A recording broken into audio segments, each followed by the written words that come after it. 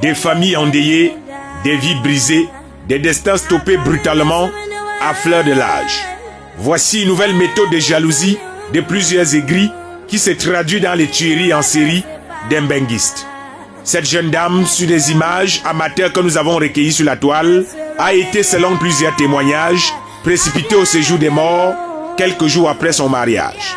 D'après les récits concordants de ses proches, elle a quitté le pays de l'oncle Sam pour devenir une madame. Malheureusement pour elle, c'était sans compter avec les aigris du pays. La thèse d'un empoisonnement selon les médecins légistes a été la plus plausible. Une mauvaise nouvelle qui laisse matière à se demander qui a osé lui porter le coup fatal en introduisant le poison, soit dans sa nourriture, soit dans sa boisson. Qu'est-ce qui les a autant énervés sur elle?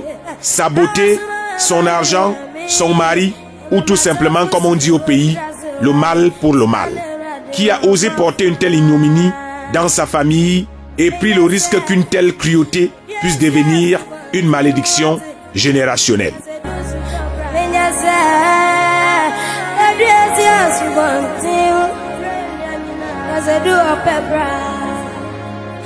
Elle a pourtant, comme plusieurs benguistes, donné à manger et à boire à plusieurs affamés de son entourage, qui ont fini par la diffamer jusqu'à l'enterrer.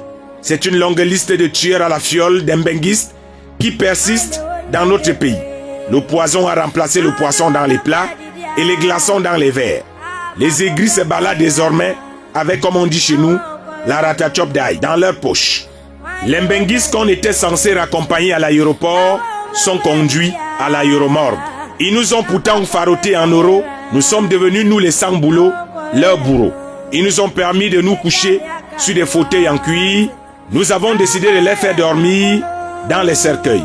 Ils nous ont offert des parfums et ils sont devenus nos défunts. Ils nous ont fait goûter au caviar. Nous leur avons montré l'intérieur des corbillards. Que leur reprochons-nous exactement? Nous les voyageurs de nuit qui n'avons jamais vu à quoi ressemble un aéroport. Nous qui voyageons toujours dans les airs sans jamais prendre l'hélicoptère. Toujours en train de se plaindre mais sans nous pendre définitivement. La terre commence vraiment à être pleine de païens qui ont des comportements de gamins, on dirait des descendants de Caïn. Ils sont pourtant venus avec plein de bonté. Notre joie effrontée leur a servi la cruauté. Il est peut-être temps que dans les mariages, que les seuls invités soient les couples mariés officiellement. Les gens qui font semblant d'applaudir les mariés avec leurs faux youyou doivent désormais laisser. Continuez à gérer vos frustrations avec le viens m'aider à rester et à m'aider de mes voisins de 12 ans sans bénéfice. Les benguistes, vous aussi, notamment les filles, arrêtez de marcher avec des copines du pays qui boivent le kitoko et qui ont pour seule ambition regarder novelas dans une télé à tube. Dans les chambres parfois sans courant, enceintes de leur 7e enfant, dont le nom du père n'est pas encore officiellement connu. Des gens qui passent le temps à commenter les richesses des autres et dire qu'elles sont conjuguées au passé compliqué et au présent qui n'est pas simple. Alors que leur état de pauvreté elle-même est dans un passé compliqué et raté, dans un présent de l'inactif et dans un futur toujours inférieur. La jalousie en Afrique est devenue une filière qu'on étudie à l'université des bras croisés, à l'école qu'on qualifierait d'anormale, des partisans du moindre effort, et à la faculté des joueurs de Ndjangi et de Bali Bali, et des filles du Ndjangsan qui ont du mal à s'acheter même les feralgans. Stop à la tuerie par empoisonnement de nos benguistes.